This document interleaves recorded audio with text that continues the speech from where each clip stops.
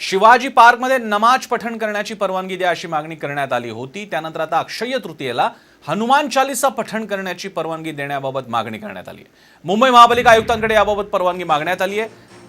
स्थानिक नागरिक रवींद्र मेणकुरकर आणि प्रकाश बेलवाडे यांनी ही मागणी केली आहे। काल शिवाजी पार्क मैदानात रमजान ईद निमित्तानं नमाज पठण करण्याची परवानगी द्यावी अशी मागणी करण्यात आली होती। औरंगाबादचे वकील नईम शाहबुद्दीन शेख यांनी नगरविकास मंत्री एकनाथ शिंदेंकडे ही मागणी केली होती। त्यानंतर आता हनुमान चालीसा पठणाची परवानगी मागण्यात आली आहे। त्यामुळे शिवाजी पार्कात आता नमाज पठण होणार की हनुमान चालीसा पाहावं लागणार। दोन्ही मागण्यांमुळे मविया सरकारची मात्र कोंडी होण्याची शक्यता आहे। एकीकडे नमाज पठणाची मागणी झालेली आहे, नंतर हनुमान चालीसा पठणाची मागणी झाली आहे।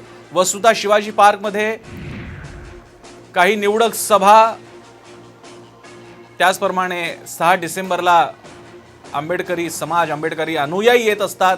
असे काही दिवस यांना वगळता, एक 5 फक्त दिवस आहेत, यांना वगळता कोणत्याही अन्य कार्यक्रमांसाठी परवानगी दिली जात नाही। मात्र आता हा पायंडा पाडण्याचा प्रयत्न होतोय की काय अशी शक्यता आहे।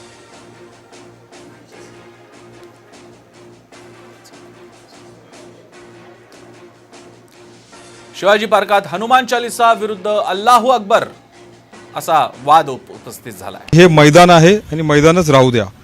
काही दिवसांपूर्वी मुंबईच्या माजी महापौर किशोरी पेडणेकर यांनी सुद्धा हे स्टेटमेंट केलं होतं, जेव्हा माननीय बाळासाहेबांच्या स्मारकाच्या जागेचा संघाचा विषय आलेला होता।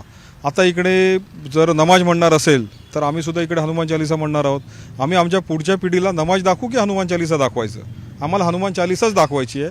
आणि आम्ही 3 तारखेला शांतपणे भोंग्यांच्या डेसिबलच्या मर्यादेमध्ये कायदा सुव्यवस्थेला कोणताही बाधा न अडखळता महानगरपालिकेच्या परवानगीने इकडे नमाज पठणाचा कार्यक्रम आम्ही करणार आहोत। त्यामध्ये भारतीय नागरिक सहभागी होणार आहेत।